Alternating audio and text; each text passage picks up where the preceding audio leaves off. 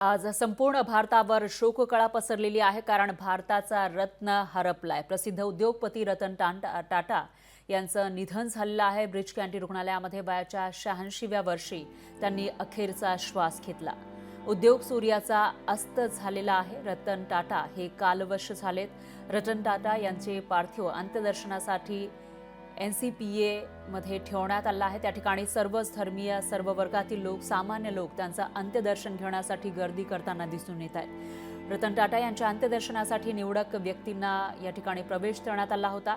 तर संपूर्ण जगासमोर गुणवत्ता आणि सचोटीचा आदर्श निर्माण करणारे रतन टाटा कोट्यावधी मनांवर आपल्या प्रेरणादायी आचार आणि विचारांचा वस्तपाठ करणारे प्रसिद्ध उद्योगपती रतन टाटा यांचा जीवन प्रवास वयाच्या 86व्या वर्षी थांबला.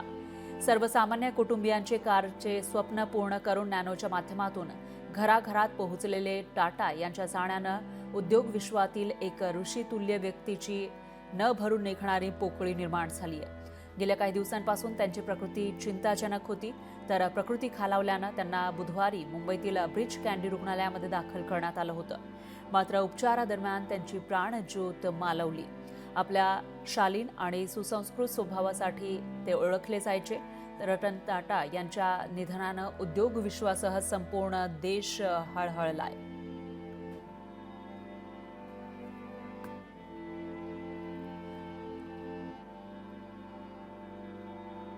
दरम्यान रतन टाटा यांच्या जीवन प्रवासावर एक नजर टाकूयात. ग्राफिक्सच्या माध्यमातून सगळीकडूनच हळहळ व्यक्त केली जाते. दरम्यान रतन टाटा यांचे पूर्ण नाव रतन नवल टाटा असं होतं. तर 28 डिसेंबर 1937 साली मुंबईमध्ये पारशी कुटुंबात त्यांचा जन्म झाला होता. त्यावेळी ब्रिटिशांचं राज्य होतं भारतावर आणि बॉम्बे असं नाव होतं. त्यावेळी त्यांचा जन्म झाला होता. मुंबईतील चॅम्पियन शाळा आणि शिमलामधील बिशप कॉटन आणि न्यूयॉर्कमधील रिव्हरडेल कंट्री शाळेतून त्यांनी आपलं शिक्षण घेतलेलं होतं. न्यूयॉर्कमधीलच कॉर्नेल विद्यापीठातून महाविद्यालयीन शिक्षण त्यांनी पूर्ण केलं होतं. तर 1990 मध्ये टाटा समूहाची सूत्र त्यांनी हाती घेतली. तेव्हा ते अध्यक्ष बनलेले होते. 62 पासूनच ते कार्यरत होते, टाटा समूहामध्ये काम करत होते. मात्र 90 साली त्यांनी सूत्र हाती घेतली आणि 1991 ते 2012 तर 2016 ते 17 असा कार्यकाळ त्यांचा राहिलेला आहे. टाटा समूहामध्ये अध्यक्षपद त्यांनी त्यावेळेला भूषवलं होतं. 1998 मध्ये भारतातील पहिले स्वदेशी वाहन टाटा इंडिकाची त्यांनी निर्मिती केलेली होती.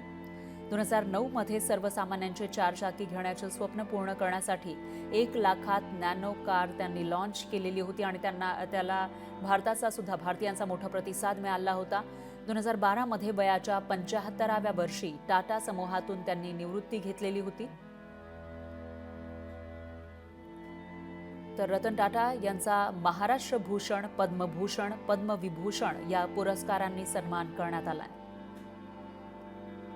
ऑस्ट्रेलियन सरकारकडून ऑर्डर ऑफ ऑस्ट्रेलिया हा पुरस्कार देऊन त्यांचा गौरव करण्यात आला होता. असे हे रतन टाटा, जे उद्योगपती तर होतेच चांगले, ज्यांनी नवनवे प्रयोग केले. त्याचबरोबर त्यांनी सामाजिक दृष्टिकोनही जपलेला होता. समाजासाठी बरंच काही दिलेलं होतं आणि त्यांच्या या टाटा समूहाकडून देणग्या मोठ्या स्वरूपामध्ये दिल्या जायच्या. मोठमोठ्या संस्थांना कोट्यावधींच्या देणग्या टाटा समूहाकडून दिल्या जात होत्या. त्यामुळं सहवेदना असलेला हा एक दयाळू असा माणूस आज हरपलेला आहे. त्यामुळं संपूर्ण देशभरातून हळहळ व्यक्त केली जाते. तर या वेगवेगळ्या प्रतिक्रिया या ठिकाणी येताना दिसून येत आहेत. राजकीय वर्तुळातून एक माणूस हरपलाय, ज्याने संशोधन क्षेत्रामध्ये सुद्धा मोठं योगदान दिलेलं होतं, भरीव योगदान दिलं होतं. उद्योग क्षेत्रामध्ये तर नाव कमावलंच होतं, पण त्याच्यातून मिळणारा जो मोठा वाटा आहे तो सोशल वर्कसाठी, सामाजिक कामांसाठी आणि संशोधन क्षेत्रामध्ये काम व्हावं यासाठी दिला जायचा. तर लाखातल्या नॅनो कारची निर्मिती त्यांनी केलेली होती. 1 लाखामध्ये नॅनो कार मिळायची सर्वसामान्यांना. त्यामुळं सर्वसामान्यांचा त्याकडे ओढा वाढलेला होता. दरम्यान ही दृश्य आपल्याकडे येत आहेत. रतन टाटा यांचं पार्थिव या ठिकाणी अंत्यदर्शनासाठी ठेवण्यात आलं आहे आणि त्यांचं अंत्यदर्शन घेण्यासाठी आंध्र प्रदेशचे मुख्यमंत्री चंद्रबाबू नायडू हे पोहोचलेले आहेत. त्याचबरोबर टाटा समूहाचे चेअरमॅन राहिलेले मिस्त्री हे सुद्धा या ठिकाणी पोहोचल्याचं आपल्याला पाहायला मिळतंय. आज सर्वच जण या ठिकाणी हळहळ व्यक्त करताना दिसत आहे. शोककळा पसरलेली आहे, कारण रतन टाटा एक असं व्यक्तिमत्व ज्यांना सर्वांसाठी त्यांनी काम केलं होतं आणि एकही व्यक्ती असा नसेल जो रतन टाटा यांचा द्वेष करत असेल. एवढं प्रेम त्यांना मिळालेलं आहे आणि त्यांनी सुद्धा भरभरून या देशासाठी, आपल्या भारत देशासाठी दिलेलं आहे. असे हे रतन टाटा आज आपल्यात नाही आहेत आणि त्यामुळं सर्वच जण या ठिकाणी जड मनानं, जड अंतकरणानं अंत्यदर्शनासाठी येताना दिसतात. पण अभिनेता आमिर खान हाही या ठिकाणी पोहोचलेला आहे. आमिर खान रतन टाटा यांचं अंत्यदर्शन घेताना आपल्याला दिसून येतोय. दरम्यान रतन टाटा यांना शासकीय इतमामात त्यांच्यावर अंत्यसंस्कार केले जाणार आहेत. तर DY चंद्रचूड, CJI हेही आपल्याला या ठिकाणी दिसत आहेत. ही दृश्य थेट आपल्याकडे येत आहेत. त्याच्यामध्ये आंध्र प्रदेशचे मुख्यमंत्री चंद्रबाबू नायडू, याशिवाय DY चंद्रचूड सर्वोच्च न्यायालयाचे सरन्यायाधीश हेही आपल्याला या ठिकाणी दिसून येतात. आमिर खान हाही या ठिकाणी पोहोचलेला आहे. सर्वच क्षेत्रातील व्यक्ती अंत्यदर्शनासाठी येताना इथं आपल्याला दिसून येत आहेत. रतन टाटा यांनी टाटा समूहाला एक वेगळी उंची प्राप्त मिळवून दिली. मात्र त्याचबरोबर त्यांनी सामाजिक भान नेहमी जपलेलं होतं. समाजासाठी भरपूर मोठं काम त्यांनी केलेलं होतं आणि त्यामुळं रतन टाटा यांचं हे जे जाणं आहे ते सगळ्यांच्या मनाला चटका लावून जाणारं ठरलेलं आहे. प्रसिद्ध उद्योगपती रतन टाटा यांचं निधन झाल्यानंतर एक उद्योग सूर्याचा अस्त झाल्याची भावना व्यक्त केली जाते. काही दिवसांपूर्वीच त्यांना ब्रीच कँडी रुग्णालयामध्ये दाखल करण्यात आलं होतं आणि त्यानंतर त्यांनी स्वतः ट्विट करत आपले हे नॉर्मल टेस्टसाठी दाखल केल्याचं सांगितलेलं होतं. पण काल अचानक त्यांची प्रकृती खालावली आणि त्यानंतर रात्री उशिरा ही मनाला चटका लावणारी बातमी समोर आली.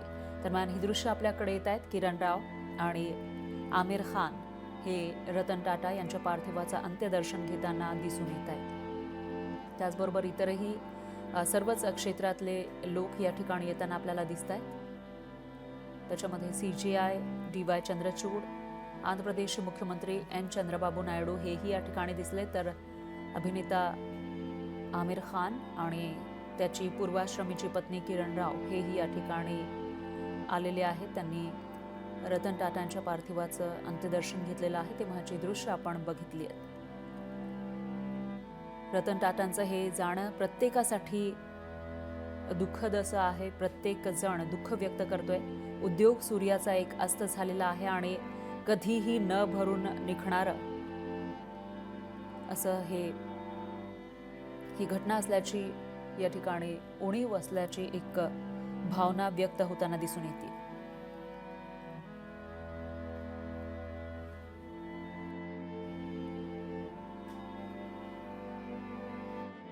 I was here to pay my respects to the departed soul. There are two things which stand out about Sri Ratan Tata. The first is that he was a true visionary, a great visionary. The second thing was that he was a strong believer in ethics in corporate governance. I think whenever the economic history of modern India is written, I would feel that a full volume will not be enough to describe his achievements. A truly towering personality, a great son of India, a phenomenal person. May his soul rest in peace. क्या सोचते हैं, क्या बोलते हैं, क्या हृदय में है, वो सब हाथ में है. एक पर्शियन वर्ड है और बॉम्बे हाउस में लिखा है, good thinking, good tongue, good heart and good hands. उसके बारे में ऑल चार एक ही लाइन में थे. क्या सोचते थे वो करते थे, क्या बोलते थे वो करते थे, क्या हृदय में था वही करते थे. वो चारों अलग नहीं था. ऐसे लोग आजकल मिलना बहुत मुश्किल है. उनके निधन से बहुत अपार नष्ट हमारा देश को, इंडस्ट्री को और वैयक्तिक मेरे लिए भी हुआ है. मैं भगवान से यही प्रार्थना करती हूँ उनके आत्मा को शांति दे. कठीण प्रसंगाला समोर जाणारे, आव्हानं स्वीकारणारे आणि सायरस मिस्त्री नंतर पुन्हा त्यांनी टाटा ग्रुपचं नेतृत्व केलं आणि टाटा ग्रुपच्या या एकंदरीत कारभारामध्ये पुन्हा सुरळीतपणा आणून कंपन्या नफ्यामध्ये आणल्या. हे फार मोठं त्यांचं म्हणजे आयुष्यातल्या या शेवटी उतरत्या वयात सुद्धा मेमोरी जो आप याद करना चाहेंगे सर, बताना चाहेंगे आपके बीच अमीर सर की मेमोरी बरी कशी यशस्वीपणे पार पाडले जाते याचं एक ज्वलंत उदाहरण मी जवळून पाहिलेलं आहे. त्याच्याबद्दल जागतिक पातळीवर खूप सन्मान होता, मान होता आणि त्यांच्या जाण्याने निश्चितच आम्हा सर्वांना तीव्र दुःख आहे. जब भी वो खाना पे आते थे घर पे, वो अपने ड्राइवर को जाने देते हैं और हम पूछते थे कि आप ड्राइवर क्यों नहीं लेते. कहते थे कि ड्राइवर बहुत दूर रहते हैं, उनको उनके परिवार के साथ समय बिताना चाहिए, इसलिए मैं खुद गाड़ी चलाऊंगा. दूसरा है उनका जेनरॉसिटी. हमने देखा है कि जेनरॉसिटी एक बोलने की बात होती है, लेकिन कैंसर हॉस्पिटल के लिए जो उन्होंने किया है, डॉक्टर आबाजी थाते हॉस्पिटल के लिए, उनके लिए एक चीज स्पष्ट है कि कोई चर्चा न करते हुए, कोई भी प्रचार न करते हुए, और तीसरा है कंपैशन एनिमल्स के लिए. और वो हर शाम को जो उनके कुत्ते के साथ समय बिताना या वेटनरी हॉस्पिटल बनाना, ये सब चीज पब्लिक डोमेन में नहीं है. मैं मानती हूँ कि this shows the complete man. Tata group की तरफ से प्रेस रिलीज दिया गया है. सुबह 10 बजे से लेके 3:30 बजे तक उनका जो पार्थिव शरीर है वो दर्शन के लिए एनसीपीए में रखा जा रहा है और पुलिस की तरफ से बंदोबस्त तो रहेगा, पर हमारा आप सबको अपील है कि जो लोग वहाँ दर्शन के लिए आएंगे वहाँ पे पार्किंग की सुविधा नहीं है, तो जो लोग आएंगे उनको यही पुलिस की तरफ से जो इंस्ट्रक्शंस दिए जाएंगे वो आप फॉलो करेंगे. और जो पार्किंग है वहाँ पे ड्रॉपिंग पॉइंट से आपको आगे गाड़ी लेके जाने के लिए वहाँ पे ऑब्स्ट्रक्शन होगा. तो जो भी लोग वहाँ आना चाहते वो अपना पार्किंग की फैसिलिटी कहाँ पे अवेलेबल है वो देख के वहाँ पे आने की कोशिश करें. देश के प्रमुख उद्योगपति और विशुद्ध रूप से जिन्होंने अपने पूरे जीवन भारत को जिया है, ऐसे श्री रतन टाटा का निधन हम सबके लिए बेहद दुख की बात है. मैं देश के 9 करोड़ व्यापारियों की ओर से आदरणीय भरा है हम सब के लिए, पूरे देश के लिए. रतन जी ने जो कंट्रीब्यूशन दिया है, उनकी कंपनी टाटा, उनसे पहले से और उनके लीडरशिप में जो कंट्रीब्यूशन दिया है देश के लिए, वो अमूल्य है. इट्स प्राइसलेस एंड बहुत ही रेयर किस्म के इंसान, और हम सब उनको बेहद मिस करेंगे. सर, कोई ऐसी मेमोरी जो आप याद करना चाहेंगे सर, बताना चाहेंगे आपके बीच अमीर सर की मेमोरी. लोकशाही मराठी ऐका, पहा, जागरूक रहा.